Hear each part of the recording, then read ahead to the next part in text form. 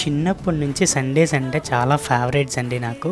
ఎందుకంటే నేను, మా అక్క, మా డాడీ సండే రోజు ఏం తీసుకొస్తారా అని అలా ఎదురు చూసేవాళ్ళం. అందరం కూర్చొని మంచిగా మాట్లాడుకుంటూ తినడానికి ఆ రోజు ఎంత బాగుండేదో. ఆ రోజులే చాలా మంచివి కదా. ఇప్పుడు ఉద్యోగాల కోసం అని వేరే ఊరు వచ్చి కుటుంబాలు మిస్ అవుతూ ఏం తింటున్నామో ఎక్కడ తింటున్నామో కూడా తెలియకుండా అలా తింటూనే ఉంటున్నాం జీవితం. మీరు కూడా మీ ఫ్యామిలీని మిస్ అవుతున్నారా? మీ ఇంట్లో కూడా సండేస్ ఏ స్పెషల్సో కామెంట్ చేయండి. మిర్చి, అల్లం వెల్లుల్లి పేస్ట్, కొంచెం బిర్యానీ స్పైసెస్, ప్రాన్స్ కూడా వేసి మంచిగా వాటర్ వచ్చినంత వరకు కూడా ఫ్రై చేసుకోండి.